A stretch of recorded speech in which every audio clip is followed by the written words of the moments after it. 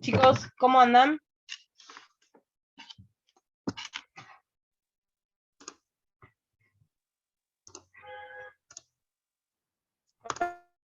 Hola, profe.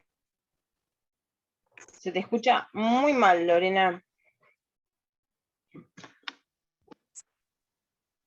Pensé que fui el único en escuchar mal. Ah, bien, entonces somos todos. Perfecto. Bueno, chicos, disculpen la hora, se me hizo tarde. Estoy medio enferma, la farmacia estaba repleta porque vieron que está todo lleno de filas por todos lados. Así que bueno. Nada, vamos a arrancar. Bien. Ahora les tomo la asistencia. Profe, con el tema de la asistencia yo tenía una consulta que Sí, hacer, porque yo soy de decime. la comisión, sí, porque yo soy de la comisión 7, pero estoy acá en la clase de la comisión 6 por el tema de horario, porque se me cruza con otra materia. ¿Eso puede ser válido para el examen? Sí, sí, sí, no hay problema. Es más, no lo sabíamos, pero no hay problema. Yo ya aviso. Y aparte, nada, como manejamos las dos comisiones las mismas personas, lo tenemos en cuenta, no te preocupes. Dale, gracias, profe. De nada. Bueno, paren que Profe, anoto esto. Sí. te quiero pedir disculpas porque cuando estuve la última vez que tuvimos con clase con usted, tuve que salir así Sí, de sopetón.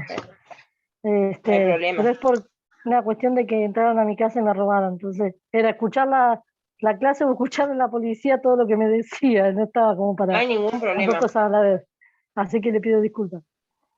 Ningún problema. Bueno, les voy a compartir. Les voy a compartir pantalla. Hoy tenemos que ver la unidad 20, que es actos jurídicos. Ustedes para esta clase ya deberían haber visto la clasificación de los hechos jurídicos, ¿sí? Entiendo que lo vieron con la doctora Bonadíez, pero de todas maneras ahora lo vamos a repasar un poquito porque es esencial que ustedes conozcan esa clasificación para entender qué es el acto jurídico, ¿bien? Y en realidad para entender toda la segunda parte, porque ustedes después van a ver que vemos vicios del acto voluntario, vicios del acto jurídico, y si ustedes no pueden diferenciar el acto voluntario del simple acto lícito o del acto jurídico, no pueden diferenciar el resto de las unidades, ¿bien? Entonces, eso lo tienen que saber muy bien, chicos. Yo ahora les voy a pasar un cuadrito. Si se aprenden el cuadrito y entienden lo que significa, lo tienen resuelto, ¿sí? No estudien desordenados este tema. Vamos a ver. Bueno, este es el cuadrito del que les hablo. Yo no sé si ustedes esto lo vieron así con la doctora Bonadíez, pero es así, ¿sí? En doctrina es así. Y el código, si bien tiene una metodología bastante desordenada en este tema, la clasificación es de esta manera, ¿bien? Entonces vamos a ver. Hecho jurídico.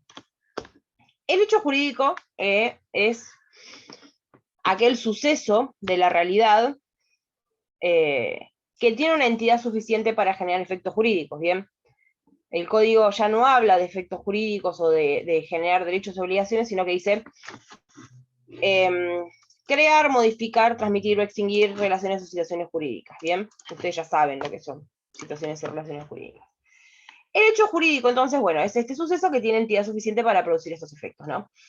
Y según quien sea su fuente creadora de alguna manera, el hecho jurídico puede ser un hecho de la naturaleza, ¿sí? Sin intervención del hombre, o un hecho humano, ¿sí? Es decir, mediante el obrar del hombre. Cuando hablamos de hechos humanos, vamos a llamar a esos hechos humanos actos, ¿sí? Entonces, cada vez que yo diga la palabra acto, o que ustedes digan la palabra acto, van a entender un hecho jurídico de fuente en el obrar humano, ¿bien? Entonces, el acto siempre es humano. Los hechos naturales no son actos, son hechos de la naturaleza que pueden producir efectos jurídicos, ¿bien?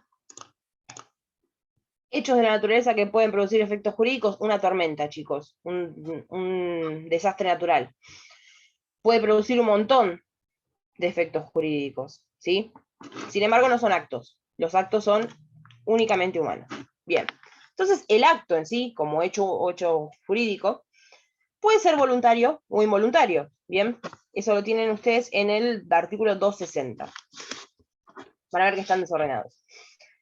El acto voluntario va a ser aquel en el cual el hombre actúa con intención, discernimiento y libertad. Bien, esto ustedes lo vieron. Esos tres elementos son los tres elementos que hacen al aspecto interno del acto voluntario, ¿sí? Y esos tres elementos tienen que verse acompañados de un elemento externo, y ese elemento externo es la manifestación de la voluntad, ¿sí? Eso supongo que lo vieron y después lo van a ver también con más detalle, ¿sí? Porque van a ver que hay ciertas causales que afectan o la intención o el discernimiento o la libertad. Y luego en el aspecto externo, que es esta manifestación de la voluntad, van a encontrar vicios, sobre todo en la forma, que hacen que la manifestación sea defectuosa, ¿sí? Entonces el acto no produzca los efectos del acto voluntario. Entonces el acto voluntario es aquel obrado con intención, discernimiento y libertad y manifestado por una conducta exterior, ¿bien? ¿Cuándo vamos a hablar de acto involuntario? Cuando falte alguno de esos elementos, ¿bien? Basta con que falte uno para que el acto sea involuntario. Y ustedes fíjense después que el acto involuntario ustedes lo tienen en el artículo 261, ¿sí? Que el artículo 261 tiene ciertos defectos metodológicos, en el sentido que dice, el acto es involuntario por falta de discernimiento en tales casos, ¿sí? Entonces ustedes de ese artículo entienden que el acto es involuntario solamente cuando falta el discernimiento, y la realidad es que también pueden faltar los otros elementos, ¿sí? Intención, discernimiento o libertad. Entonces, ese artículo lo único que está diciendo es cuándo o cuáles son las causales que obstan el discernimiento, ¿sí? Pero no está diciendo cuándo el acto es involuntario, porque el acto es involuntario en otros supuestos también, además de los del artículo, ¿bien? Perdón, a la voluntad se la llama cuando no hay una coacción, o sea, de decirle a alguien que haga algo sin que ese alguien quiera, por ejemplo, En realidad, cuando lo estoy obligando, a eso le sí, llama en realidad la libertad. voluntad, la libertad sí, la libertad es eso, es la facultad de elegir si celebrar un acto o no, ¿sí? De alguna manera, o de realizar un acto o no, es la posibilidad de elegir. Van a ver que el vicio que afecta la libertad es la violencia o la intimidación, ¿sí? Cuando haya violencia o intimidación, no va a haber libertad, por lo tanto el acto no va a ser voluntario. La violencia o la intimidación es la violencia física o la intimidación psicológica también, ¿sí? En esos casos el acto no puede reputarse voluntario por falta de libertad. Luego el discernimiento se va a ver afectado por las causales que dice el artículo 261, ¿sí? Que tienen que ver con la edad. Y la intención se va a ver afectada por dos vicios, que son el dolo, y me falta uno, para que no me lo acuerdo. Dolo y error. ¿Sí? ¿Quién habló? ¿Alguien habló? Oh, ¿no era la culpa? No. La culpa, ahora vamos a ver qué es la culpa. Está en otro lugar del cuadrito. Es el error, Entonces, el dolo y la esos tres violencia. son error, dolo y violencia. El error y el dolo afectan a la intención. La violencia afecta a la libertad. Y luego las causales del 261, que dice tener menos de 10 años para actos ilícitos, menos de 13 para actos lícitos, y hay un inciso más, afectan el discernimiento, ¿sí? Esos son los defectos o vicios de cada uno de los elementos internos. O sea, todos esos son vicios de los actos voluntarios, ¿sí? Porque pueden afectar a cualquier tipo de acto voluntario. Entonces decimos, cuando falte alguno de esos elementos, el acto va a ser involuntario, ¿bien?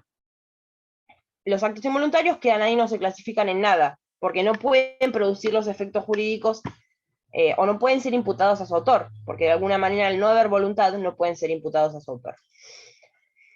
Luego los actos voluntarios pueden ser lícitos o ilícitos, ¿sí? El acto voluntario va a ser lícito cuando no medie una prohibición legal o cuando el acto no genere daño a terceros, ¿sí? Este no está en el código, este tipo de actos. Y los actos ilícitos, por el contrario, lógicamente van a ser cuando haya una prohibición legal o el acto genere daño, ¿sí? Cuando genera daño nace la obligación de reparar, y por lo tanto el acto va a ser ilícito. Eso ustedes lo ven en la unidad que habla de responsabilidad civil. Cuando el acto es ilícito, y ahí va lo que decía Sofía, ese daño o ese resultado no deseado por el ordenamiento jurídico puede darse mediante una actuación del agente, mediando dolo o culpa, ¿sí? El dolo es esa intención de dañar. Entonces, cuando yo tengo intención de generar un daño o intención de generar determinado resultado, yo actúo con dolo, ¿sí? Y ese acto ilícito se va a llamar delito, ¿sí? Pero no es el delito penal, es el delito civil. El delito penal tiene penas de prisión y demás. El delito civil genera la obligación de resarcir el daño, o en la medida de lo posible, volver las cosas al estado anterior al daño, ¿sí? Ahora, cuando yo actúo con culpa, que la culpa viene a ser impericia, imprudencia o negligencia, ¿sí? Imprudencia, de alguna manera no mido las consecuencias, pero las consecuencias son previsibles.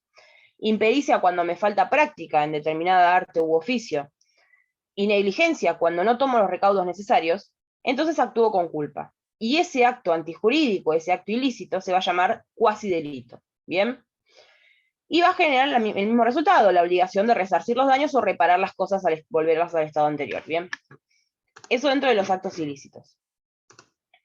Cuando hablamos de los lícitos, dijimos, no medida prohibición legal o no generan daño, los actos lícitos pueden ser actos jurídicos, que es lo que vamos a ver hoy, o simples actos lícitos, ¿sí? El simple acto ilícito lo tienen en el artículo 258, y es aquel acto que está permitido por el ordenamiento jurídico y puede producir algún efecto jurídico en el sentido de crear, modificar, extinguir o transmitir relaciones o situaciones jurídicas. Sin embargo, no es la intención deseada por el agente. Bien, vamos a dar un ejemplo. Cuando yo voy a pescar y pesco un pez, ese acto produce un efecto jurídico, ¿sí? ¿Por qué? Porque yo me hago dueña de ese pez, ¿sí? Ese pescado ahora. Sin embargo, la intención o la finalidad que motiva a la gente a ir a pescar no es el resultado jurídico, ¿sí? Sino es realizar una actividad porque quiere, ¿bien? Lo mismo cuando tenemos un hijo. Yo tengo un hijo. ¿Qué es lo que a mí me mueve a tener un hijo? Probablemente no sean las consecuencias jurídicas, ¿sí? Es un simple acto lícito. Sin embargo, tener un hijo produce un montón de efectos jurídicos, ¿sí? A esos llamamos simples actos lícitos. A los simples actos lícitos se les oponen los actos jurídicos, que son aquellos actos también voluntarios, ilícitos, pero que tienen por fin inmediato la producción de resultados jurídicos, ¿sí? De efectos jurídicos. Que el código menciona, de nuevo, como dar nacimiento, transmitir, modificar o extinguir relaciones o situaciones jurídicas, ¿sí?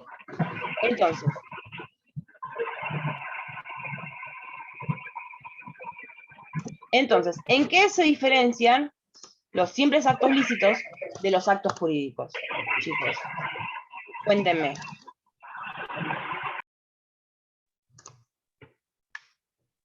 Puede ser que los simples actos lícitos trae aparejado los efectos jurídicos, sea querido o no por las partes.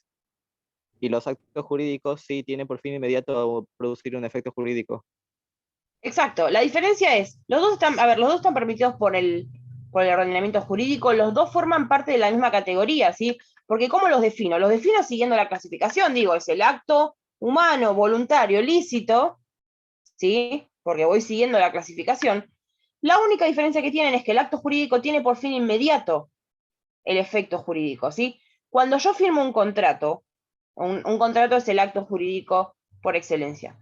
El contrato, la única finalidad que tienen las partes al suscribir un contrato es producir efectos jurídicos, ¿sí? No es que lo hacen por ocio, no es que lo hacen movidos por otras cuestiones, ¿sí? En cambio, los simples actos lícitos son llevados a cabo por el hombre con otra finalidad, ¿sí? Sin embargo, producen efectos jurídicos, o pueden producirlos, también puede que no, ¿bien? Esa es la diferencia esencial entre el acto jurídico y el simple acto lícito. Y las similitudes quedan claras porque participan de las mismas categorías, ¿bien? Que ustedes tienen que acordarse de esas categorías. Bien. Entonces, volvemos a repasar. El acto voluntario, entonces, según el 260, es aquel ejecutado con discernimiento, intención y libertad, y que se manifiesta por un hecho externo, ¿sí? Entonces, decíamos, los tres elementos internos son discernimiento, intención y libertad. El discernimiento se ve afectado por las causales del 261, la intención se ve afectada por el dolo y el error, y la libertad se ve afectada por el vicio de violencia, ¿sí? Y luego el elemento externo del acto voluntario va a ser esta manifestación de la voluntad, ¿bien?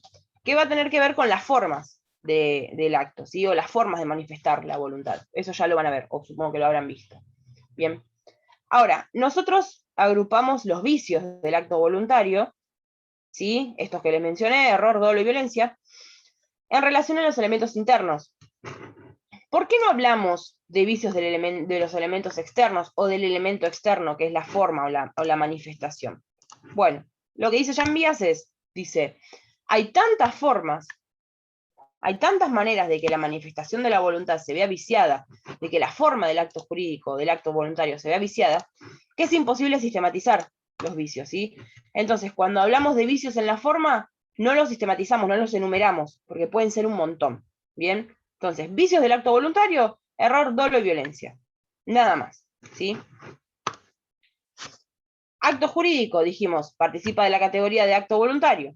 El código del 259 nos dice que el acto jurídico es el acto voluntario lícito que tiene por fin inmediato la adquisición, modificación o extinción de relaciones o situaciones jurídicas. Bien, van a ver que hay vicios del acto jurídico, que son distintos de los vicios del acto voluntario. Los vicios del acto jurídico son el fraude, la simulación y el vicio de lesión, ¿sí? Son vicios distintos. ¿Por qué? Porque los vicios del acto voluntario pueden afectar a todos los tipos de actos voluntarios, incluido el acto jurídico. Sin embargo, los vicios del acto jurídico solo pueden afectar a los actos jurídicos. ¿Bien? ¿Queda claro eso? Eso no lo pueden confundir. Bien. ¿Cuáles son ejemplos de actos jurídicos? ¿Conocen algún acto jurídico ustedes? Una compraventa. La compraventa es un contrato, la compraventa, ¿bien? Los contratos en general son todos actos jurídicos. El matrimonio, ¿sí? El matrimonio es un acto jurídico, porque tiene un fin inmediato de producir efectos jurídicos, ¿bien? El testamento, ¿sí? Yo redacto un testamento y el único fin que tengo es, de alguna manera, dejar indicaciones para la sucesión, ¿sí? El reconocimiento de un hijo, el reconocimiento legal de un hijo, ¿sí? Es un acto jurídico. Bien. Vamos entonces ahora a arrancar con actos jurídicos, ¿sí? Dice Rivera entonces que, según esta definición, el acto jurídico tendría estos tres caracteres, que es voluntario, ¿sí? Dijimos que participa de esa categoría, es lícito, porque no media ninguna prohibición legal, ni genera daños a terceros, y tiene este elemento característico que es que tiene una finalidad jurídica, ¿sí? Que dijimos es lo que lo diferencia del simple acto lícito. Bien. Ahora, los actos jurídicos van a tener ciertos elementos, ¿sí? Y se clasifican de esta manera. Los elementos pueden ser o esenciales, es decir, tienen que estar presentes sí o sí en el acto. Si falta alguno de ellos, el acto no es un acto jurídico. Algunos dirían que el acto es inexistente, otros dirían que es nulo, ¿sí? Esa discusión no es importante. En principio, la inexistencia del acto es una categoría que no está en nuestra legislación, ¿sí? Por lo tanto, el código diría que el acto sin sujeto, objeto o causa es nulo, ¿sí? Pero podríamos pensar también quienes abogan de alguna manera por la teoría de la inexistencia del acto, podríamos pensar que es un acto inexistente porque no tiene sus elementos esenciales, ¿bien? Hay otros elementos distintos que son los elementos naturales, que son ciertos elementos que, según la naturaleza del acto, van a acompañar al acto, ¿sí? Por ejemplo, un elemento natural en el contrato de compraventa es la garantía por vicios redivitorios. ¿Qué es la garantía por vicios redivitorios? Cuando yo adquiero algo, compro, el comprador tiene una obligación de garantía respecto de los vicios ocultos de la cosa. Es decir, si yo compro algo y veo que está en perfectas condiciones, pero tenía defectos ocultos la cosa, el vendedor debe hacerse responsable por eso, ¿sí? Debe de alguna manera resarcirme los daños o ofrecerme alguna manera de reparar la situación dañosa que causó, ¿bien? Eso se llama garantía por vicios redivitorios, ¿sí? y es un elemento natural que suele acompañar o que siempre acompaña a los actos jurídicos bilaterales, normalmente la compraventa. ¿Bien? Eso es un elemento natural. Son elementos, dijimos entonces, que normalmente acompañan al acto jurídico según el tipo de acto de que se trata. Y después tenemos los elementos accidentales que pueden o no existir en el acto, pueden estar presentes o no, según la voluntad de las partes, ¿sí? Y estos elementos accidentales van a ser las modalidades de los actos jurídicos, ¿sí? Van a ver los actos jurídicos modales, que son aquellos que tienen o una condición, están sujetos a una condición, están sujetos a un plazo, o están sujetos a un cargo, ¿sí? Esos son las tres modalidades de los actos jurídicos: condición, plazo o cargo. Es decir, las partes incorporan la condición, el plazo o el cargo si lo desean, ¿sí? Por eso es accidental, porque va a estar o no va a estar y no va a modificar la naturaleza del acto jurídico, ¿sí? Yo vi en el programa que hoy me tocaba a mí dar además condición, plazo y cargo, que son las modalidades de los actos jurídicos. La verdad que lo de hoy es un montón, así que el tema de modalidad de los actos jurídicos lo voy a preparar para la clase que viene, si les parece, así llegamos con el tiempo hoy. Y si se los da algún otro profesor, aprovechen también, pero igualmente lo van a ver conmigo, ¿sí? Porque hoy tenemos que ver un montón de otras cosas. Bien, ¿quedan claros estos tres elementos? Porque después los preguntamos en el examen y ninguno sabe decirlo. Díganme si queda claro. Sí, profe. Bien, ¿alguien más? ¿O si tienen alguna duda? Porque hoy vamos a ver los elementos esenciales, ¿sí? Los naturales no los vamos a ver, porque ustedes los van a ver en contratos. Van a ver tipos de contratos y van a ver estos elementos que acompañan a cada tipo de contrato. Yo no les puedo explicar todos los tipos de contratos porque sería una locura. Y los accidentales, les digo, los vamos a ver: condición, plazo o cargo. Les adelanto de qué se trata. A ver, las partes pueden someter una obligación del contrato a un plazo. Entonces yo vendedora entrego la cosa y el comprador tiene que pagar, ¿no? Pero yo someto ese pago a un plazo, entonces tiene un plazo de pago, ¿sí? Hasta tanto no se cumpla el plazo, no debe pagar, ¿bien? O puedo someter ese pago a una condición. Si sucede tal cosa, pagas. Mientras no suceda la cosa, no tiene que pagar, ¿bien? Eso se llama condición suspensiva. Ahora, la condición también puede ser resolutoria. Puedo decir, pagás hasta tanto suceda tal cosa. Si sucede tal cosa, dejas de pagar. ¿Bien? Es al revés. Y el cargo es una obligación accesoria que se incorpora a la obligación principal. Por ejemplo, te dono un inmueble con el cargo de que lo utilices para determinado fin. ¿Sí? Entonces, la obligación principal o el acto principal es la donación, pero el cargo es una obligación accesoria, ¿sí? El que recibe la donación debe cumplir ese cargo, ¿sí? Que es utilizar el inmueble para determinado fin. Esos son los tres tipos de modalidades de los actos jurídicos, después lo vamos a ver bien, y todos ellos pueden ser resolutorios o suspensivos, ¿sí? Suspensivo significa que el acto se cumple, el acto no se cumple hasta tanto se dé la condición, el plazo o el cargo, y resolutivo es al revés, el acto se cumple y deja de cumplirse cuando se da la condición o el plazo del cargo. ¿Bien? Después vamos a ver los ejemplos de eso y lo vamos a estudiar bien. Bien, entonces vamos con los elementos esenciales. El primero de ellos es el sujeto. ¿Sí? Ustedes van a ver que Rivera dice que en realidad no es el sujeto el elemento, sino la voluntad. Bueno, en la teoría clásica es el sujeto, ¿sí? Incluso si se acuerdan, cuando vimos relaciones y situaciones jurídicas, decíamos, ¿quiénes son? ¿Qué son los elementos de la relación jurídica? El sujeto, el objeto y la causa, ¿sí? Y acá son los mismos, ¿sí? Entonces, no vamos a decir voluntad, por más de que Rivera diga voluntad. Porque la voluntad es del sujeto, ¿sí? Entonces, si no hay sujeto, no hay voluntad tampoco. Bien.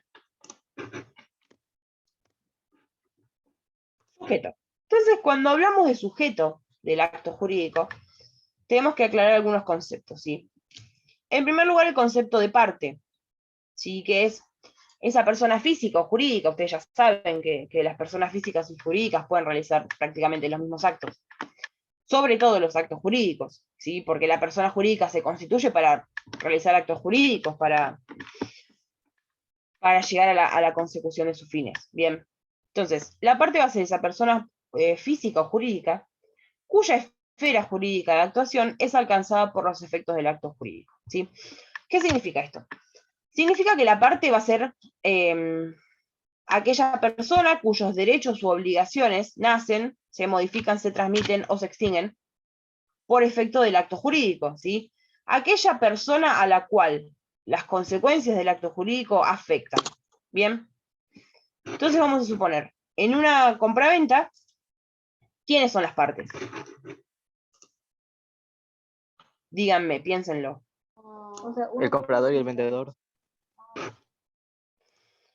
Bien, el comprador y el vendedor. ¿Por qué? Porque los efectos jurídicos alcanzan al comprador y al vendedor. ¿Sí? Hasta ahí sencillo.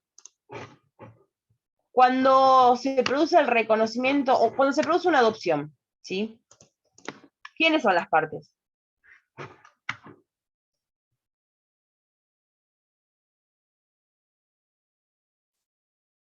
Pensemos. el adoptado y el adoptado. Dos Muy sujetos. bien. Sí, son dos sujetos, adoptante y adoptado. Cuando se contrae matrimonio, ¿quiénes son las partes de ese acto jurídico? Los contrayentes. ¿Bien? ¿Por qué? Porque son ellos los que se ven afectados o alcanzados por los efectos del acto jurídico. ¿Bien? Ahora, el concepto de parte es distinto del concepto de otorgante del acto jurídico, ¿sí? El otorgante es aquella persona que concluye el acto jurídico, es decir, que firma o de alguna manera, sí, concluye el acto, ¿sí? Si estamos hablando de un contrato, es la persona que firma, ¿bien? La persona que otorga un acto jurídico. O si estamos hablando de un matrimonio, es aquella persona que da su consentimiento, ¿bien? Ahora, normalmente la parte y el otorgante son la misma persona, ¿sí? En los ejemplos que les di recién, la parte era también otorgante, ¿bien? Pero puede darse que el otorgante y la parte sean personas distintas, ¿sí? Y en ese caso el otorgante va a ser un representante de la parte, ¿bien? Entonces, cuando, a ver, yo le pido a alguien que firme un contrato por mí, ¿sí? A esa persona que yo mando a firmar, lo vamos a llamar otorgante. Sin embargo, la parte soy yo, ¿sí? Porque a mí me alcanzan los efectos jurídicos del acto. A mí, a ver, es en mi interés el acto jurídico, ¿bien? Entonces, cuando la parte y el otorgante no coincidan, entonces el otorgante va a ser un representante de la parte, ¿bien? Entonces tenemos que ir a ver qué es el representante. Y dice Rivera que hay representación cuando una persona, ¿sí? Que vamos a llamar representante, declara su voluntad de realizar un acto jurídico en nombre y en interés, y eso es muy importante que ustedes recuerden, en nombre y en interés ajeno, ¿sí? De otra persona, que vamos a llamar representado. Dice, en virtud de una facultad apropiada y suficiente, y acá habla de los efectos de la representación. Dice, de modo tal que los efectos del acto jurídico se producen directa e inmediatamente en el representado, y no en el representante, ¿bien? Como si él mismo hubiera ejecutado el acto. ¿Se entiende lo que dice esta definición? Lo que dice es, vamos a tener dos personas, el representante va a ser quien manifiesta su voluntad de celebrar el acto jurídico, pero lo hace en interés y en nombre ajeno, ¿sí? ¿En interés y en nombre de quién? Del representado, que va a ser la parte, porque va a ser a quien se le van a imputar los efectos jurídicos de ese acto, ¿sí? De manera que el representante sale indemne del acto jurídico, porque a él no lo alcanzan las consecuencias del acto, ¿sí? A él no lo afecta, él no vende, él no compra, él lo que hace es comprar o vender en nombre y en interés ajeno, ¿bien? Entonces, las consecuencias del acto se imputan directamente a la parte, no al representante, sino al representado. ¿Se entiende eso, chicos? No sé si queda alguna duda con eso. Más claro imposible. Bien. Buenísimo, entonces. Recuerden, parte, aquella persona a cual alcanzan los efectos jurídicos. Otorgante, la persona que concluye el acto, puede coincidir con la parte, y si no coincide con la parte, entonces estamos en presencia de un representante. ¿Bien?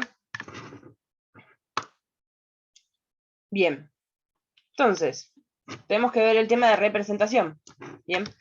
Dice el código, que esto es como el principio general.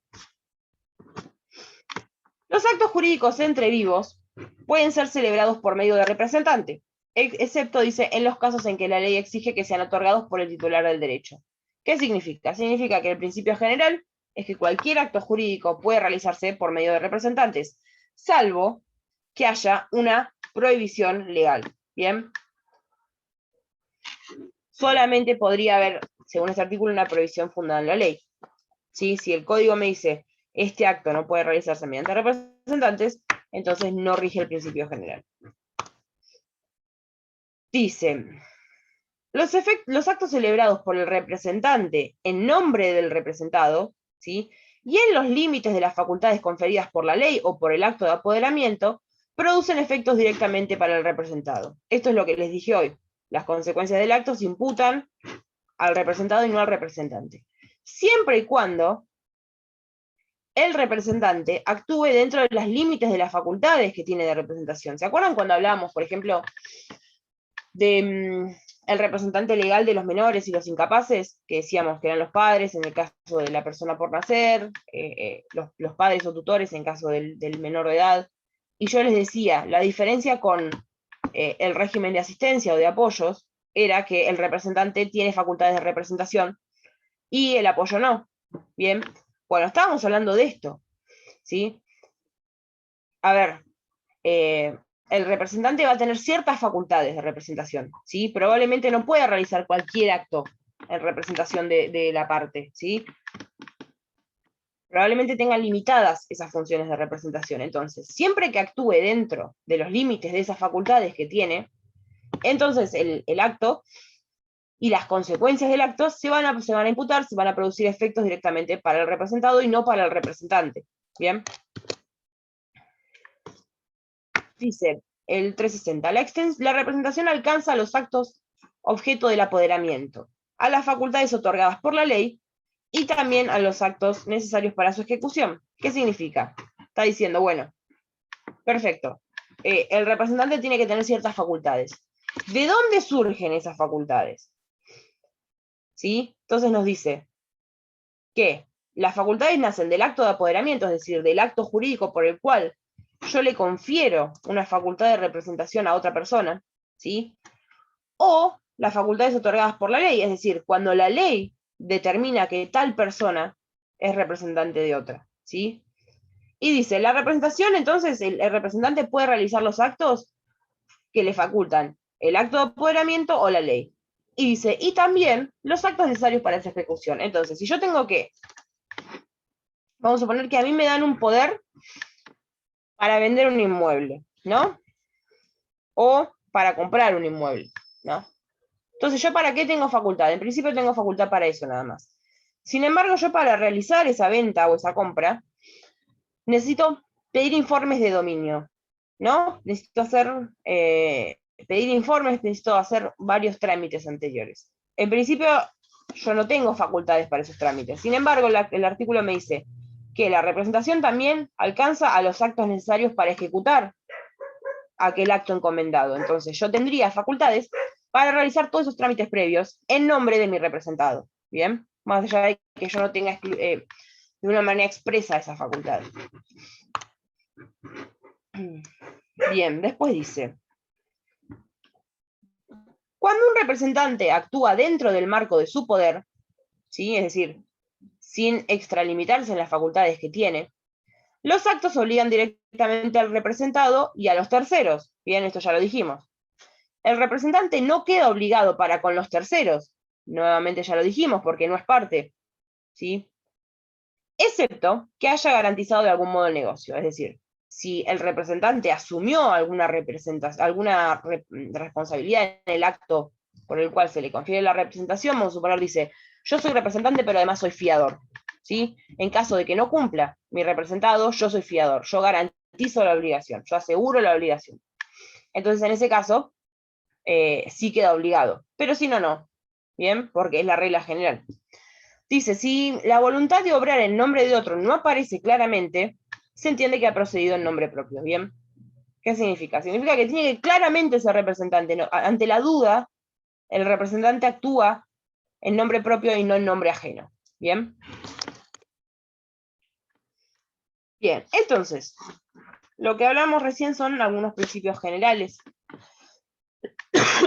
sobre representación. Y sobre todo en representación en actos jurídicos. Bien.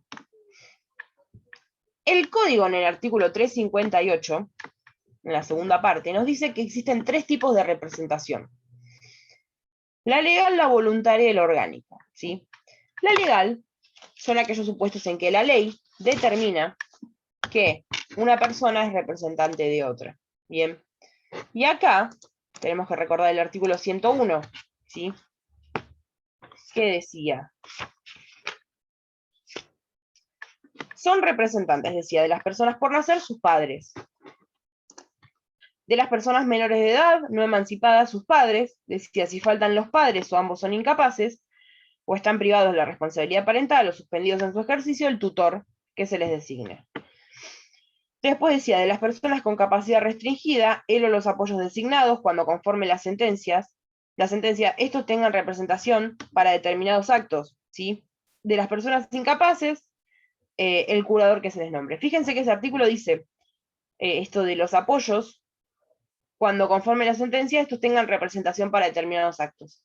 Dice representación para determinados actos, porque el acto por el cual se les concede la representación tiene que determinar para qué actos, porque si no, están actuando en nombre propio, ¿sí? Por esto que hablábamos, de que hay un principio general que es que el representante debe actuar en el marco de su apoderamiento, es decir, en el marco de las facultades para las cuales se le concede esa facultad de obrar en nombre y en interés de otros, ¿sí? Entonces, todos los actos que estén por fuera de aquellas facultades que se le otorgaron, entonces le van a ser imputados al representante y no al representado, ¿sí? ¿Queda claro eso? Porque podía actuar en nombre del representado en ciertos aspectos, ¿sí? Cuando se extralimitan esas facultades, ya el sujeto al cual se le imputan los efectos va a ser el representante, porque se extralimitó. Por eso este artículo dice, el 101, inciso C, dice esto de que se deben determinar cuáles son los actos para los cuales el representante tiene facultades, ¿sí? Porque si no, se le van a imputar a él. Bien, esos son los casos de representación legal. Puede ser que encontremos algún otro en el código, yo no recuerdo algún otro. Pero en principio son estos los casos en que la representación tiene fuente en la ley, ¿sí? Y tiene que ver con el orden público.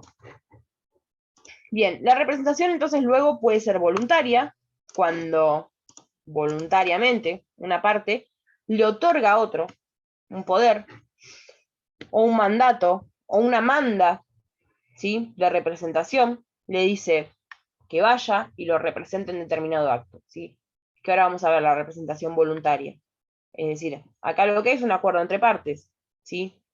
No hay una fuente legal, ni una cuestión de orden público. Y esta representación voluntaria es muy importante en el tema del acto jurídico, ¿sí? Porque puede darse que un acto jurídico sea celebrado por un representante legal o por el representante orgánico, pero principalmente nos importa la representación voluntaria. ¿Bien? Les iba a decir algo más y me olvidé. Bueno, ahora vemos el tema de representación voluntaria, ¿sí? Y luego la representación orgánica, que es aquella que realizan ciertos órganos de la persona jurídica, ¿sí? Ustedes se acuerdan que la persona jurídica no tenía capacidad de ejercicio, sino que realizaba sus actos a través de sus representantes, ¿sí? Entonces, aquel órgano de la persona jurídica que tenga la facultad de representación frente a terceros va a ser su representante orgánico, ¿sí? El gerente de una SRL es quien puede obligar a la SRL, porque es quien ejerce la representación, ¿sí? O el presidente o el directorio de una SA, ¿sí? Siempre hay un órgano dentro de la persona jurídica que es quien puede representarla y obligarla frente a terceros. Bien, todos esos son supuestos de representación orgánica, ¿sí? Esos son los únicos 3 tipos de representación que tenemos nosotros en la legislación civil. Bien, entonces vamos a ir viendo algunas cuestiones sobre representación voluntaria, ¿sí? Y acá viene una seguilla de artículos que los vamos a comentar un poco, pero si no les queda claro me dicen, ¿sí? En realidad la parte esta del código sobre representación voluntaria es bastante larga. Me interesa que sepan más o menos cómo funciona, ¿sí? No les voy a tomar todos los incisos de todo porque es un montón, ¿sí? Pero me interesa que sepan de qué se trata. la representación voluntaria. Incluso ustedes van a ver que en el libro de Rivera comenta todos los artículos, ¿sí? Y es re largo, y no sé si tiene tanto sentido. Bien. Bueno, representación voluntaria. Dice el 362, que la representación voluntaria comprende solo los actos que el representado puede otorgar por sí mismo. ¿Sí? ¿Qué significa? Significa que si yo no puedo otorgar determinado acto, no puedo celebrar determinado acto, tampoco lo va a poder realizar mi representante. No es que como yo no puedo, mando a mi representante que sí puede, jurídicamente, ¿no? Que eso sí se da en la representación legal, porque decíamos, cuando la persona no puede realizar un acto o es incapaz o tiene una capacidad restringida, el acto no lo puede realizar salvo a través de su representante legal, ¿sí? En ese caso sí puede, mediante el representante, otorgar un acto que por sí mismo no podía. Pero acá es distinto. Dice, la representación voluntaria comprende solo los actos que el representado puede otorgar por sí mismo. Si yo, representado, no puedo, tampoco va a poder mi representante. ¿Bien?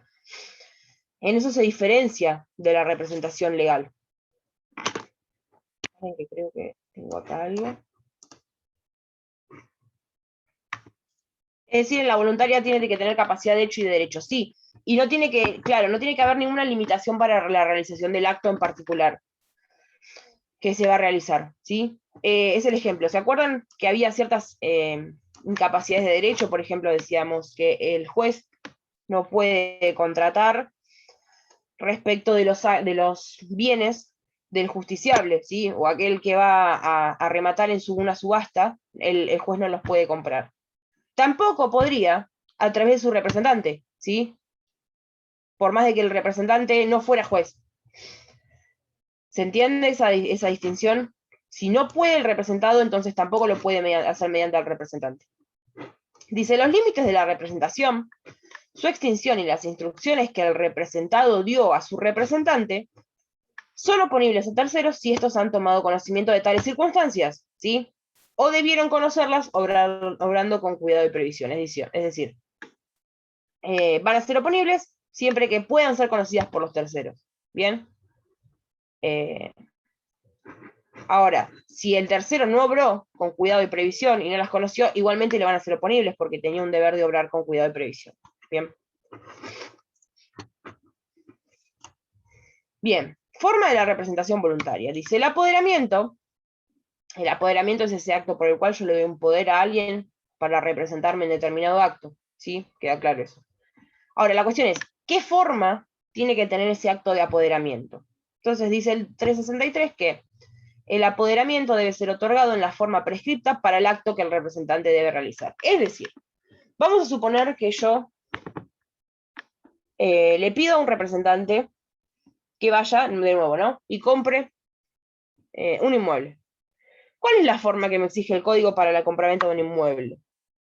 La forma que me exige es la escritura pública, ¿sí? El instrumento público. Por lo tanto, el poder debe ser otorgado mediante escritura pública. Bien, si yo voy a realizar un acto que puede ser realizado mediante un instrumento privado, ustedes ya van a ver formas de la próxima unidad. Si yo voy a realizar un acto que puede ser realizado mediante un instrumento privado, ¿sí? Entonces, basta con que el acto de apoderamiento sea mediante instrumento privado. Entonces, ¿cómo sé la forma del apoderamiento? Va a ser la misma forma que el acto del cual yo quiero que celebre mi representante. ¿Bien? Después dice, en la representación voluntaria, el representado debe tener capacidad para otorgar el acto al momento del apoderamiento. Para el representante es suficiente el discernimiento, ¿sí? Acá ya no habla de poder otorgar o no el acto, sino que habla estrictamente de la capacidad. Y dice que el representado debe tener capacidad para el acto, ¿sí? Para el acto que se quiere realizar. Pero el representante basta con que tenga discernimiento, ¿sí? No necesariamente tiene que tener capacidad para realizar el acto que quiere el representado.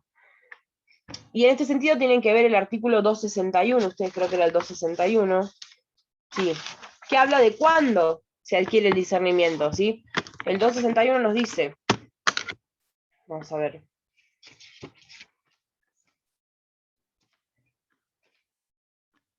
El 261 nos dice, de una manera complicada, que A los 10 años se adquiere el discernimiento para los actos ilícitos. Y a los 13 se adquiere el discernimiento para los actos lícitos. Entonces, ¿podría un incapaz realizar un acto lícito a partir de los 13 años como representante? Porque si bien no tiene capacidad, ha adquirido el discernimiento para ese tipo de actos. ¿Bien? Dígame si queda claro o no, o si tenemos que volver. Bien, 372 nos dice obligaciones y deberes del representante. Son un montón, por eso les decía, no les voy a pedir que sepan todos, ¿sí? Pero que sepan de qué se trata. Dice, el representante tiene las siguientes obligaciones y deberes. Obligación de fidelidad, lealtad y reserva, ¿sí? De realización de la gestión encomendada, lógico, que exige la legalidad de su prestación, el cumplimiento de las instrucciones del representado y el desarrollo de una conducta según los usos y prácticas del tráfico. Eso tiene que ver con el derecho comercial, ¿sí? De comunicación, que incluye los de información y de consulta, de conservación y de custodia, es decir, si se le otorgó una cosa para que realice determinado acto, debe conservar y custodiar esa cosa. De prohibición como regla de adquirir por compraventa o actos jurídicos análogos los bienes de su representado. Miren, acá tenemos una nueva incapacidad de derecho, ¿sí? El representante no puede adquirir los bienes de su representado, porque claramente existiría la sospecha de una mala gestión en la representación. Bien. Y tiene la obligación también de restitución de documentos y demás bienes que le correspondan al representado al concluirse la gestión. Queda claro, termina la gestión, tiene que devolver todo aquello que recibió para realizarlo. Bien. Obligaciones y deberes del representado. Dice que tiene la obligación de prestar los medios necesarios para el cumplimiento de la gestión, de retribuir la gestión si corresponde, porque yo puedo otorgar un poder y pactar una retribución a cambio, o puedo pactar lo que sea a título gratuito, ¿sí? Si es a título gratuito, entonces no tengo que retribuir la gestión. Y de dejar indemne al representante, es decir, que el representante salga de la gestión sin quedar obligado de ninguna manera. Y acá tenemos un tema importante, dice, poder conferido en términos generales y facultades expresas. Yo les dije que cuando otorgamos un poder, tenemos que decir para qué actos, ¿sí? Y esto tiene que ver con la representación voluntaria, porque en la representación legal, el mismo código nos va a decir, ¿sí? Porque la representación legal tiene su fuente en la ley. Entonces la ley nos va a decir para qué actos tiene efectos esa representación. Pero cuando la representación es voluntaria, entonces el acto de apoderamiento, el poder o el mandato, tienen que decir para qué actos es otorgado, ¿sí? Entonces dice, las facultades contenidas en el poder son de interpretación restrictiva, ¿bien? Si no queda claro, entonces se entiende que el representante no tiene facultad de realizar el acto, ¿sí? Porque la interpretación es restrictiva. Dice, el poder conferido en términos generales solo incluye los actos propios de administración ordinaria y los necesarios para esa ejecución. Si yo suscribo un mandato y digo que le doy poder para representarme en términos generales así, entonces solamente va a incluir los actos de administración ordinaria, ¿sí? No va a incluir los actos de disposición, por ejemplo, que si ustedes se acuerdan, eran aquellos que modificaban sustancialmente el patrimonio. Dice, son necesarias facultades expresas para. ¿Y esto qué significa lo que va a decir ahora? Va a decir un montón de incisos que yo incluso no les copié todos, porque hay más. Significa que para realizar estos actos mediante apoderado, yo tengo que expresamente en el instrumento de apoderamiento decir que le doy facultades para esto, ¿sí? Yo no puedo decir en términos generales, porque no va a producir efectos, ¿sí? Para estos incisos, sí o sí tengo que decirlo en términos claros que el poder es para determinado acto, que son estos que menciona, ¿sí? Peticionar el divorcio. Yo no puedo presentar un poder o firmar un poder que diga le doy facultades para cuestiones matrimoniales. No alcanza que diga cuestiones matrimoniales. Tengo que decir, le doy facultades para peticionar el divorcio, ¿sí? La nulidad de matrimonio, la modificación, todos estos que se mencionan acá son actos jurídicos, que eso ténganlo en claro. Todos esos incisos son actos jurídicos. Por eso lo estamos viendo en la bolilla de actos jurídicos. Actos jurídicos que pueden llevarse a cabo mediante un representante voluntario, siempre y cuando, como les digo, le dé facultades expresas. Peticionar el divorcio, la nulidad de matrimonio, la modificación, disolución o liquidación del régimen patrimonial del matrimonio. Otorgar el asentimiento conyugal si el acto lo requiere, caso en el que deben identificarse los bienes a que se refiere. Esto del asentimiento conyugal es cuando, a ver, hay ciertos actos que en el matrimonio uno de los cónyuges no puede realizar sin el consentimiento del otro, ¿sí? Entonces, en este caso, lo que estaría haciendo el representante es dar el asentimiento para realizar esos actos. Por ejemplo, la venta del hogar, sede de la familia, ¿sí? Entonces, el representante podría, si tiene esa facultad expresa, dar ese asentimiento al otro cónyuge. Reconocer hijos, caso en el que debe individualizarse a la persona que se reconoce. Yo no podría darle un poder a alguien para reconocer a mis hijos, ¿sí? Tendría que decir que el poder es para reconocer a determinada persona como hijo. Aceptar herencias, constituir, modificar, transferir o extinguir derechos reales sobre inmuebles u otros bienes registrables, ¿sí? Esto es el ejemplo que damos siempre. Crear obligaciones por una declaración unilateral de voluntad. Que esto es el caso de la recompensa. Yo, cuando ofrezco una recompensa, me comprometo al pago de una recompensa, cuando, no sé, se busca una cosa que se robó o un animal, yo lo que hago es obligarme mediante una declaración unilateral de voluntad. Yo unilateralmente digo, voy a pagar esta suma, ¿sí? Como recompensa. Esto de ofrecer recompensas también requiere una facultad expresa en el poder, ¿bien? Fíjense después que en este artículo hay más incisos. Les puse los que me parecían más fáciles de entender. Bien. 376 dice, responsabilidad por inexistencia o exceso a la representación. Dijimos, si el representante tiene efectivamente facultades de representación y no se excede en los actos que está facultado de realizar, entonces los actos se imputan directamente al representado. Ahora, ¿qué pasa si no? Dice, si alguien actúa como representante de otro sin serlo, o en exceso de las facultades conferidas por el representado, es decir, o no tiene poder o se excede en ese poder, es responsable del daño que la otra parte sufra por haber confiado, sin culpa suya, en la validez del acto, ¿sí? Si hace saber al tercero la falta o deficiencia de su poder, entonces está exento de dicha responsabilidad. ¿Bien?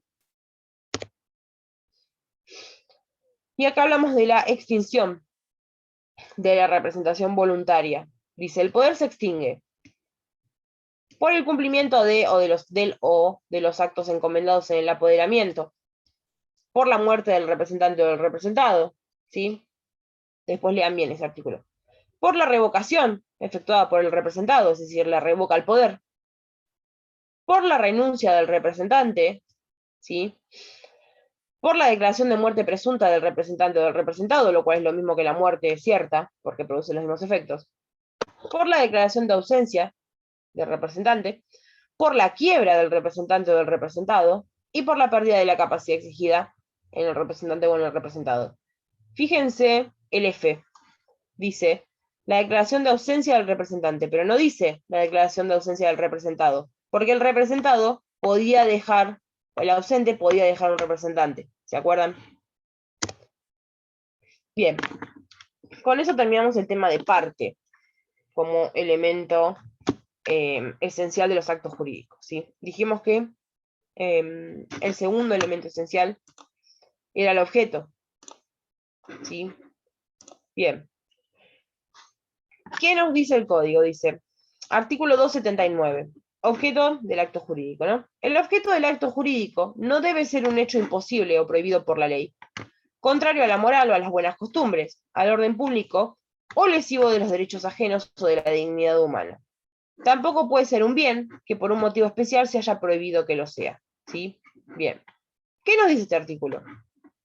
Nos dice que el objeto de los actos jurídicos, entonces, van a ser o hechos, ¿sí? O bienes.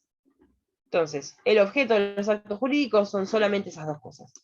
Los hechos, en el sentido de las conductas humanas, o los bienes en el sentido de los bienes materiales o inmateriales, ¿sí? Que se acuerdan esta distinción entre cosas y bienes. Acá cuando hablamos de bienes, hablamos bienes en sentido amplio, incluyendo los bienes en sentido estricto y las cosas, ¿sí? Porque el objeto de un acto jurídico puede también ser un derecho. Si yo transfiero un derecho, ese derecho es un bien, ¿sí? Entonces, ese acto jurídico de transferencia tiene por objeto un bien, que es un derecho patrimonial, supongamos, ¿no? Cuando yo cedo una deuda, cuando yo cedo un crédito o yo vendo un crédito, lo que transfiero no es una cosa, sino que es un bien, es es ese derecho a cobrar, ¿sí? Y lo hago mediante un acto jurídico. Entonces, el objeto del acto jurídico puede ser hechos, en el sentido de conductas, o bienes, en el sentido amplio de bienes, ¿sí? Luego, fíjense que acá nos da ciertos requisitos que tiene que tener el objeto, que no puede ser imposible, ¿sí? Y cuando hablamos de imposibilidad, hablamos de imposibilidad en dos sentidos. En sentido material y en sentido jurídico. ¿Qué es una imposibilidad en sentido material? Viajar, no sé, a otro planeta, ¿sí? Eso es una imposibilidad en sentido material. Yo no puedo pactar eso en un acto jurídico, ¿sí? ¿Y de qué hablamos cuando hablamos de imposibilidad jurídica? Bueno, de ciertos actos que no se pueden realizar, como por ejemplo, yo no puedo hipotecar un auto, ¿sí? ¿Por qué? Porque la hipoteca, sí o sí, recae sobre inmuebles, y el auto es un bien mueble. Entonces, yo no podría nunca tener como objeto de un acto jurídico la obligación de hipotecar un auto o de prendar un inmueble, porque la prenda recae sí o sí sobre muebles. Entonces, yo no puedo prendar un inmueble, ¿sí? Entonces, cuando hablamos de que no sea imposible, hablamos en los dos sentidos, material y jurídico. Prohibido por la ley, contrario a la moral, a las buenas costumbres, al orden público, ¿sí? Todo esto va a estar sujeto a interpretación, porque no tenemos muy en claro qué cosas son contrarias a la moral, a las buenas costumbres o al orden público, ¿sí? Y tampoco dice que no puede ser lesivo a derechos ajenos. Claramente, si el acto jurídico produce daños a terceros, entonces no será un acto jurídico, sino que será un acto ilícito. ¿Se acuerdan? El acto jurídico era lícito. Si produzco daños, es ilícito. Y dice que tampoco puede ser un bien que por un motivo especial se haya prohibido que lo sea, ¿sí? Puede haberse pactado de alguna manera en otro contrato, o puede estar en alguna previsión en la ley que diga tal objeto no puede ser objeto de un acto jurídico, ¿sí? Un poco como esto que les decía, yo no podría celebrar un contrato de prenda o una garantía de prenda cuando voy a prendar un inmueble, ¿sí? Porque hay una prohibición o de alguna manera tenemos en claro que se prohíbe que lo sea, ¿sí? Bien, ¿qué pasa si, me olvidé decirles, qué pasa si no se dan los requisitos del artículo 279? O sea, si el acto es imposible, o está prohibido por la ley, o es contrario a la moral y demás. Bueno, la consecuencia va a ser la nulidad del acto jurídico, ¿sí? El acto jurídico va a ser nulo por falta de objeto. También acá pasa lo mismo, podríamos pensar que el acto jurídico va a ser inexistente, ¿sí? Porque le falta el objeto, y si le falta un elemento, entonces no es un acto jurídico. En principio dijimos, la inexistencia no es una categoría que esté en nuestro código, sí es algo que se habla en doctrina, por lo tanto la solución sería en nuestra legislación la nulidad del acto, bien, por falta de objeto. Bien, 280 dice, el acto jurídico sujeto a plazo o a condición suspensiva es válido, aunque el objeto haya sido inicialmente imposible. Si deviene posible antes del vencimiento del plazo o del cumplimiento de la condición. Dijimos, el objeto tiene que ser posible, ¿no? Vamos a suponer que es imposible, ¿sí? Pero es imposible y está sujeto a una condición suspensiva, es decir, que el acto no se va a realizar hasta tanto no se dé la condición, ¿sí? Si antes del vencimiento del plazo de la condición el objeto se vuelve posible, entonces es válido, ¿bien? Si no hubiera condición o plazo, no sería válido, porque sería un objeto imposible. Pero si tenemos esta condición o plazo suspensivo, entonces el objeto va a ser válido, porque deviene posible, ¿sí? Bien.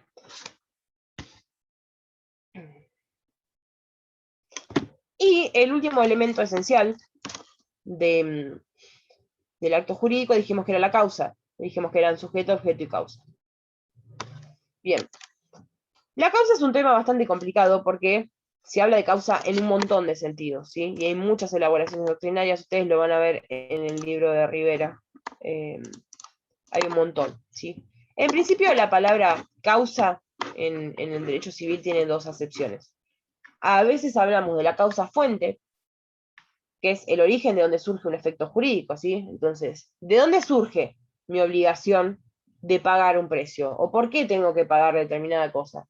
Bueno, la causa fuente va a ser el contrato, por el cual yo me obligué a cumplir esa prestación, ¿sí?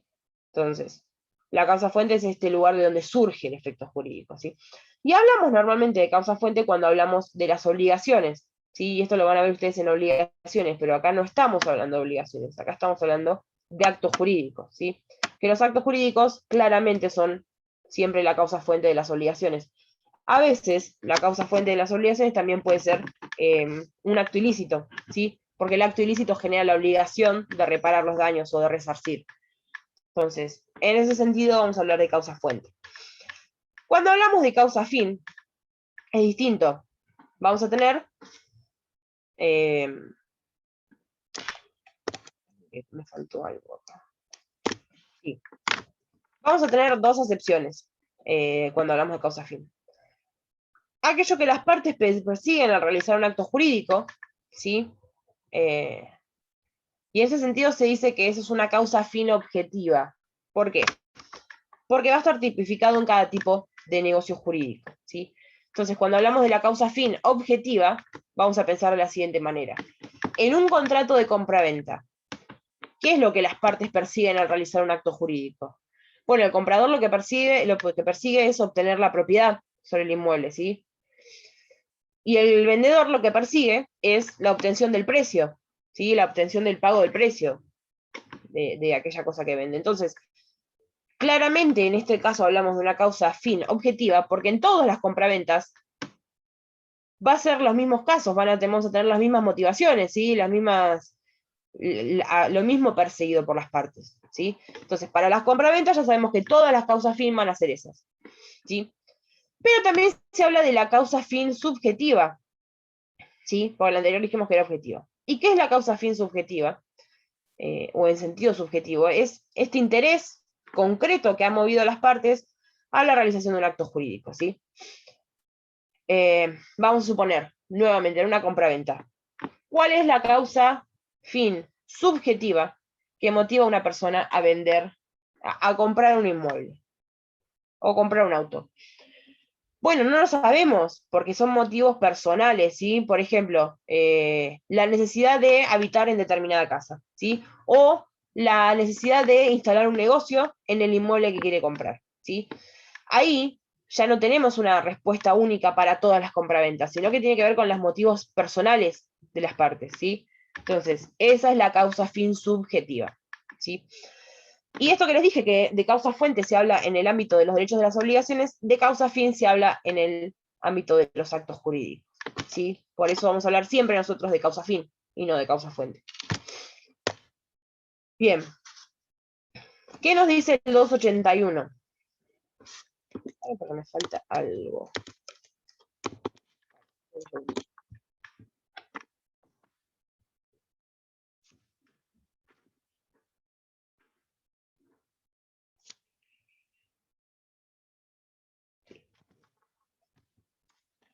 Bueno, causa del acto jurídico. Bien. Artículo 281 dice: la causa es el fin inmediato autorizado por el ordenamiento jurídico que ha sido determinante de la voluntad. También integran la causa los motivos exteriorizados cuando sean lícitos y hayan sido incorporados al acto en forma expresa o tácitamente si son esenciales para ambas partes. Bueno, acá el código nos dice qué es la causa, ¿sí? ¿Qué es la causa fin? Porque dijimos que no íbamos a hablar de causa fuente, dijimos que íbamos a hablar solo de causa fin. Y fíjense que el artículo tiene dos definiciones, ¿sí? Que se condicen, una con la causa fin subjetiva y otra con la causa fin objetiva, ¿sí? Entonces, de alguna manera, el código recepta los dos tipos de causa que la doctrina ha elaborado, ¿sí? Cuando nos dice que es el fin inmediato autorizado por el ordenamiento jurídico que ha sido determinante de la voluntad, se refiere a la causa fin objetiva, ¿sí? Que es esta solución que dijimos que para cada tipo de contrato siempre iba a ser la misma, ¿sí? Para todas las compraventas va a ser, por un lado el pago del precio y por el otro lado la obtención del bien. Cuando dice los motivos exteriorizados, lícitos, que hayan sido incorporados al acto, se refiere a la causa fin subjetiva, ¿sí? Que son estos deseos personales de la parte en el acto jurídico, ¿sí? Y dice que van a formar parte del acto jurídico cuando hayan sido exteriorizados, ¿sí? Y hayan sido incorporados al acto en forma expresa. Supongamos que yo firmo un contrato de locación, ¿no? Y yo no digo para qué contrato, ¿sí? Entonces no voy a tener una causa fin subjetiva incorporada al acto. Pero vamos a suponer que yo digo que quien alquila lo hace a los fines de, no sé, poner un negocio de venta al público de ropa.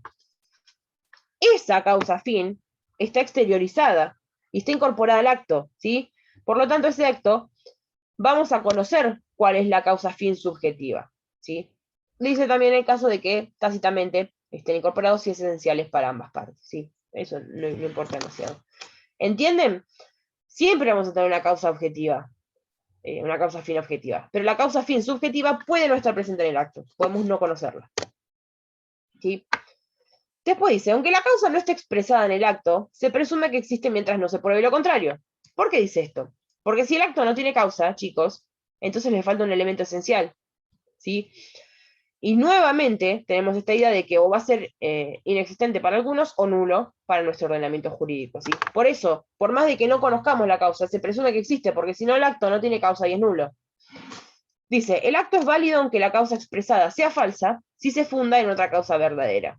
Y esto tiene que ver con el tema de la simulación, que ustedes después van a ver, que bueno, es esto un poco, ¿no? Hacemos que celebramos un acto cuando en realidad celebramos otro. En fin, esto que les decía, si la causa es falsa, pero hay otra verdadera, entonces es válida la causa y el acto no tiene ningún tipo de vicio, ¿sí? Y después nos habla del acto abstracto, dice. La inexistencia, falsedad o ilicitud de la causa no son discutibles en el acto abstracto mientras no se haya cumplido, excepto que la ley lo autorice. Los actos abstractos son aquellos actos en los cuales, si bien existe causa,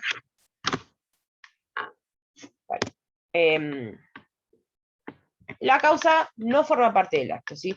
Y hablamos de actos abstractos principalmente en el tema de los títulos valores, ¿sí? En los pagarés, en los cheques, que son tipos de títulos o tipos de actos que se dice que son abstractos. ¿Por qué? Porque el pagaré lo que dice es que yo le voy a pagar a tal persona determinada suma, ¿sí? Tal día. No dice más nada, no dice por qué yo le tengo que pagar esa plata, no dice si se la pagué, no dice si se la debo, si la otra parte tenía que darme algo a cambio a mí para que yo le pague, no dice si mi obligación estaba sujeta a plazo, ¿no? Sujeta a condición o a cargo, no dice nada, ¿sí? Entonces, decimos que el pagaré del cheque es un acto abstracto porque solamente contiene la obligación de pagar y no sabemos cuál es la causa, ¿sí? De esa obligación de pagar. Y tampoco puede ser discutida. ¿Sí? Cuando yo ejecuto el pagaré y intimo a alguien a que me pague un pagaré, el juez no puede detenerse en investigar si de verdad me debe esa plata.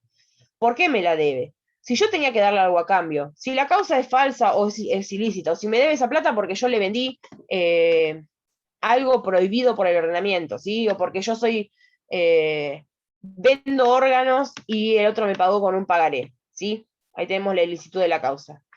Todo eso no se puede poner a detener el juez, a investigar el juez. ¿Por qué? Porque es un acto abstracto, ¿sí? Es un título abstracto. Entonces no podemos adentrarnos a la causa, ¿sí? Entonces lo que dice es que en este tipo de actos o de títulos que son abstractos, la inexistencia, la falsedad o la ilicitud de la causa no son discutibles, ¿sí? Excepto dice que la ley lo autoriza. Entonces en este tipo de actos, el acto abstracto, nunca podemos adentrarnos a estudiar la causa. Acá me dice Lorena, la causa se trataría en un juicio ordinario posterior. Exactamente, sí. Si yo le ejecuto, en el caso del pagaré, me dice, sí, en el caso del cheque también, en todos los títulos valores. Si yo le ejecuto a Lorena un pagaré, el juez va a mandar a Lorena a pagarme el pagaré, ¿sí? A pagarme la suma que dice el pagaré. Ahora vamos a suponer que ella ya me lo había pagado y yo la volví a ejecutar. Entonces Lorena puede iniciar un segundo juicio discutiendo la causa de la obligación, ¿sí? Discutiendo el pago ya hecho anteriormente. En ese segundo juicio, probablemente gane Lorena y a mí me obliguen a devolver el dinero. ¿Bien? Pero en el primer juicio, que fue juicio ejecutivo de ejecución del pagario del cheque, ella no podía discutir ni la causa, ni el pago anterior, ni nada, ¿sí? Salvo que, bueno, el pago estuviera documentado, pero no importa, tiene que ver ya con algo procesal. ¿Entienden esa distinción? Es decir, si yo firmo un contrato, algo que no se tiene que hacer. Yo firmo un contrato de locación, ¿no? Con Ryan. Y yo le digo a Ryan, bueno, vos todos los meses me tenés que pagar 10.000 pesos por la locación, ¿sí? Primero que ese pago está sujeto a plazo, ¿sí? Porque vence todos los meses. Y vamos a suponer que yo le digo a Ryan, mira, yo como garantía quiero que me pagues, que me firmes pagarés que vencen todos los meses por 10.000 pesos. Si vos no me pagas el canon locativo, yo te ejecuto el pagaré. Brian me paga todos los meses perfectamente y yo tengo ganas de ejecutarle el pagaré igualmente. Yo le ejecuto el pagaré. Entonces se va a dar esta cuestión de que en un mes Ryan me pagó 2 veces, porque una vez me pagó el contrato de locación y otra vez me pagó la ejecución del pagaré, ¿sí? Esa situación Ryan nunca la podría discutir en el juicio cuando se ejecuta un título abstracto, ¿sí? Por eso es peligroso firmar pagarés y cheques. Lo que podría hacer es en el segundo juicio posterior discutir esta causa, discutir si correspondía el pago o no. ¿Bien? ¿Y esa causa cuál va a ser? El contrato de locación, ¿sí? Que en el primer juicio no había posibilidad de presentarlo, pero en el segundo sí. Bien, chicos, ¿queda claro esto? Porque acá terminamos el tema de actos jurídicos. Sí, quedó claro, profe. Bueno. Si tienen alguna duda me dicen. Y tenemos que ver el tema de los actos modales, ¿sí? Que yo insisto, no sé, en el libro no está en esta unidad, que esto que les dije de condición, plazo y cargo, pero en el programa sí. Así que para la próxima clase, que conmigo tienen que ver instrumentos públicos, si les parece Yo no empezamos lo vi hablando hasta ahora. de actos modales, así cerramos el tema, porque para hoy era muchísimo, ¿sí? Vemos eso y después seguimos en la clase que viene con el tema que nos toca. ¿Bien? Bueno, chicos, ahora les subo el pagaré, el PowerPoint, y ya estamos. ¿Bien? Profe, perdón que te moleste. Sí, Yo me sumé más tarde por el tema del presente. dale, ahí te anoto. No te preocupes. Bueno, chicos, nos vemos la clase que viene. Ok, gracias, profe. Gracias a ustedes.